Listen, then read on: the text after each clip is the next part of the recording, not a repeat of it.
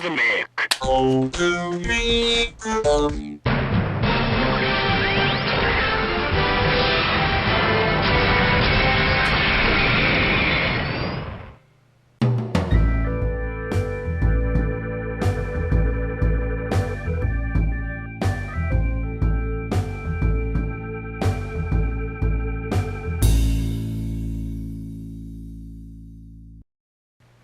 Now, where were we? Yes, I do believe I intended to go back to the world of Kamen Rider roleplay toys. Expensive, noise-making Japanese plastic at its finest, and this is no exception. Today, we're looking at the DX Barizun sword, as previously teased on this channel. It's a final weapon toy. Of course I had to review it at some point, so let's take a look at this one real quick. As you can see, modeled after Fourze's Cosmic States, modeled after a giant rocket with a cosmic blue translucent plastic handle. Now, it doesn't seem to bear much stress, so I'm not worried about it like I am most translucent plastic I warn people about. It is fairly hefty, far heftier than it looks. It's very weighty all the way around.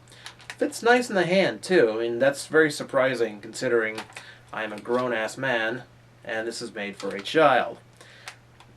I fail to see how a kid swings this thing around. This thing's freaking hefty.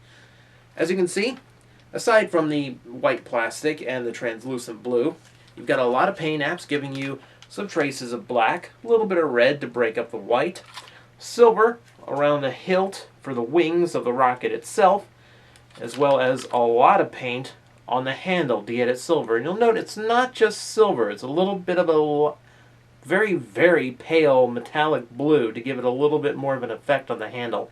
A little black paint as well underneath. Also, you get the thruster engines in the back, which are molded very nicely, giving it the whole rocket aesthetic, and painted black as well. All looking very cool, very nice. Very cool looking toy all the way around. I'll also point out just a little bit of metallic blue around the switch slot. And oh yes, we will be talking about that later. But for now, let's go through some of the basic sound effects so you get to know everything about this toy right out of the box. On switch, located at the very base of the handle. I'll go ahead and come awkwardly close to you so that I can actually show you the lights, which are located in thruster engines. Normally, don't recommend looking in the thruster of the rocket when it's about to turn on, but I'll make an exception.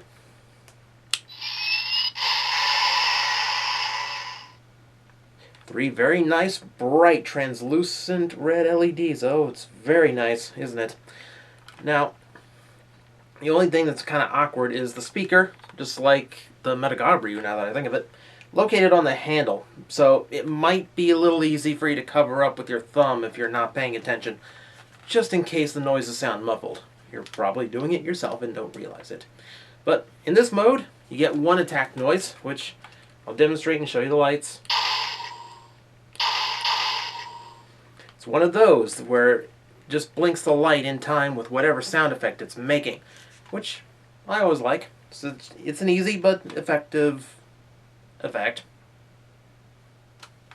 So, let's see. We know the main function has to do with that handle now, don't we? So, we will activate. Now, to actually activate, you have to squeeze down on the handle. So, it's not going to, I can swing it about, and the shell's not going to fly open.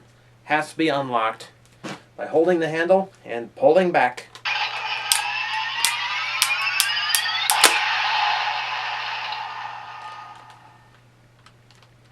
Very, very cool effect. Completely changes the dynamic of the weapon. And now, huge, huge handguard, big orange blade. Now, a couple things about that. Number one, I was doing it in time with the sound effect, but there's nothing restricting you. You can fold it all the way open. It'll play the sound effect at the same speed. So you might want to practice and get that timed right so that you can make it actually fit what you're doing. Otherwise, one or the other is going to be ahead. It's going to be awkward. Also, you'll note I locked the shells into place on those big struts on the bottom of the handle. That locks it in place, so just like with the handle, it's not going to go anywhere when you swing it. So, nice and secure. You'll find a black button on the back side of the handle when it's time to undo that and fold it back up. The other thing you noticed? Automatically fired forward, the tip of that blade. And a nice red, thank you, nice red stem of translucent plastic showing you just a little bit of color variety in the blade, which is nice. There's some yellow paint apps too, just to break up the blue a little bit. And as you already heard, as it's very hard to avoid hitting the button, your sound effect this time is your basic slashing noise. It works. Sounds nice. I like it. So, as said, you'll hit that button to unlock the shells of the rocket. Back down manually, and again, hold on to the handle, push forward.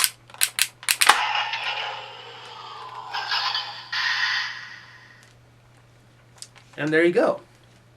Now, technically, I'm done. I am not kidding. I mean, by all reviewer rules, I should end the review right here because that's everything the toy does right out of the box. So, of course, it's going to seem very, very limited if you bought just the toy because it doesn't come with any switches. Its main one, as a matter of fact, is sold all by itself. Hang on a second. Cosmic switch. Now, of course, these two go together, as they always do in the show. Now, for this demonstration, I'm going to leave the button depressed. This can be on or off, by the way, and it doesn't make any difference in the sound, just to be clear. And just like in the show, you get different sound effects depending on whether or not this is open or closed when you use the switch. So, we line up, angle to angle, so the trigger, or this little hook, should be facing the rear of the toy.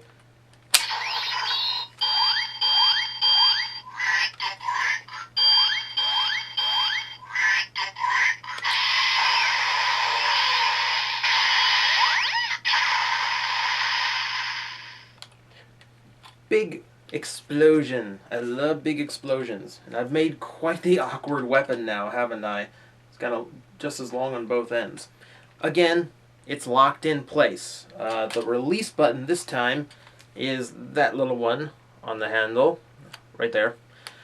So it's not going to fly out if you start swinging it around. But just be safe, I'm not going to demonstrate that. So we open up again.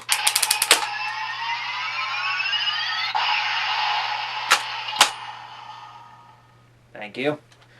As I said, doesn't wait for you. Now, just like in Toro, yeah. Extract and insert. That making the sound effect, by the way. And back in.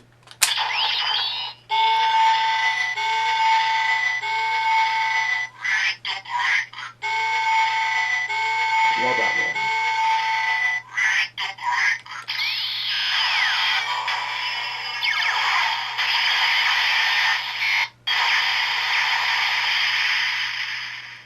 Much different sound effect.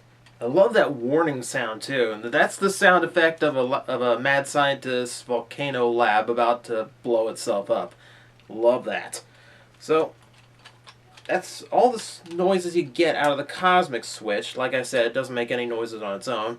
And if you don't have that button depressed automatically when you insert it, it'll wait for you to actually hit the big red button on the bottom to make any noises. So it can wait, or you can go right to it like you do in the show. So that should be about it again, because that is its partner toy. However, we're still not quite done. And for this, we need something else. Hang on.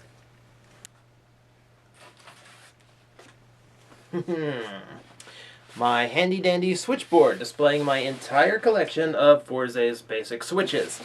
I love this thing. Such a nice little display. So I get to show it off one last time on video. Now, what the Barizun sword really is, it's not necessarily just the final weapon toy. It's something of a reward for the Switch collectors because it can actually recognize just about every round switch in the entire collection. all of them feature new noises and come up with different sound effects. Mostly. Well, truth be told, there's really only 4 that get brand new sound effects. The rest are borrowed from the DX Fourze driver. But that's still really cool, because it adds to the sound effects, and, well, let's be fair, it kind of warrants the price. It's got a full soundboard on it, which is kind of impressive for one of these Final Weapon toys. So, I'm going to demonstrate first the main 4, the 4 that actually change, and they're probably the ones you're thinking of. Rocket, Elec, Fire, and Meteor.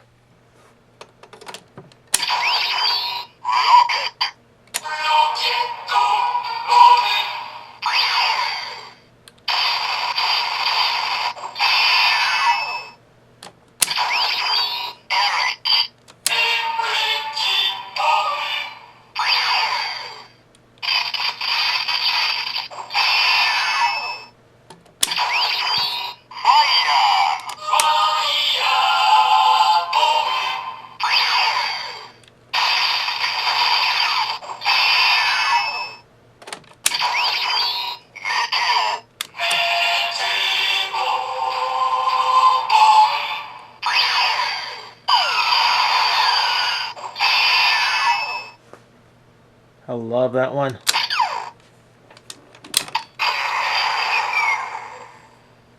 Oh, and just before anyone asks, keep in mind the Super Rocket and the Meteor Storm Switch have the exact same pin combinations as the standard Rocket and Meteor. So it's not going to produce any different noises in the Barizun sword. What you're going to do is have an electronic switch trying to play its electronics over the sword's noise. So you're better off just using the normal switches. Speaking of, I think I'll demonstrate all of those now, because even though they make the same sound effects they do in the Fourze driver, they all have their own little touches to add.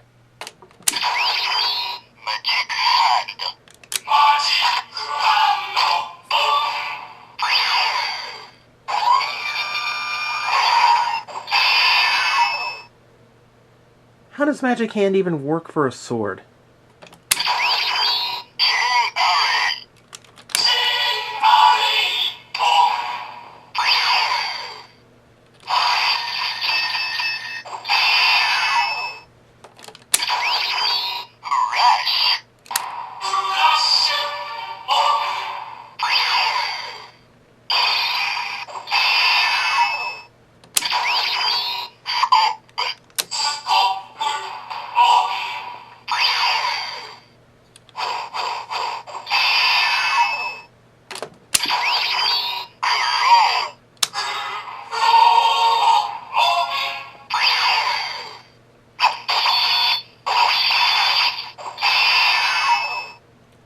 Favorite one, by the way.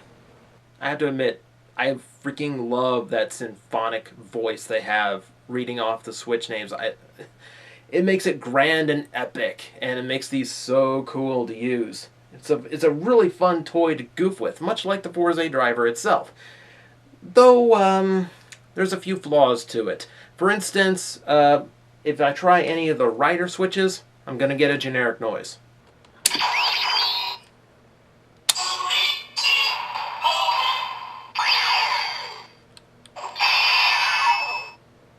And there's one more switch that actually does the exact same basic noise. End magnet. You know why?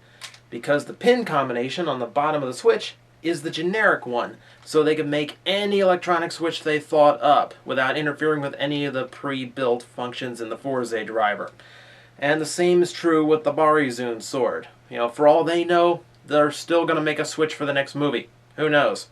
So one of them has to be generic, and it's the one that End Magnet uses. So just a generic sound effect for this one too.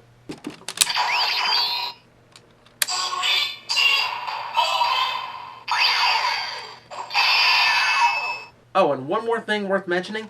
The toy does make a different sound effect if you activate a switch while it's closed up like this. Though the sound effect doesn't change all that much. So just so you can have a comparison, I will give you one demonstration of that to compare with the previous demo reel.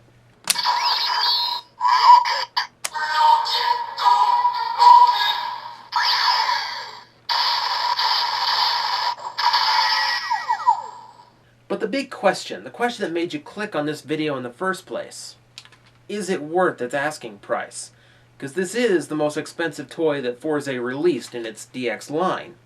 And the answer to that question is no. No, it's not. Not by itself, anyway. By itself, it has a really cool action feature. Don't get me wrong, I love the action feature on this thing. It's very clunky, very kinetic, very physical. It feels good. The weight feels good. It's bigger than I expected it to be. And it's just a very cool toy weapon overall. But it really does lack in the sound effect department by itself. Now, that story changes when you've got the Cosmic Switch. Then, a big Fourze fan, yeah, you're going to get a couple extra noises out of it, and the coolest noises in the toy, by the way. What this is really for, though, are for the Switch collectors. The ones who have picked up all the Switches so their Fourze drivers could have all the sound effects they possibly could. This is for you. This is your reward for being that faithful to the toy line, for picking up all the Switches you could, for actually catching them all. You get an incredibly cool toy that really adds to what those Switches can do. And the Fourze driver, oh, they unlock an extra sound effect, and, you know, the little voice says, you know, that switch is on and all that. And it's cool. I love the Fourze driver for all that little goofing around you can do with it. But something about using them in this just makes them feel so much more substantial. It makes them feel bigger, more powerful. And that's the whole reason why you get a DX weapon like this. Because it just plays really, really cool. Now, mine, of course, came from Hobby Link Japan. The link is below if you want one of your own. And with that, that's pretty much it for Fourze. Space has arrived and gone. And it's kind of sad to see it go. While you might question how the show was, I can't really doubt how cool the toys were. So it's with a heavy heart that I say goodbye to Switches. But you know what? It's time to bring on the rings.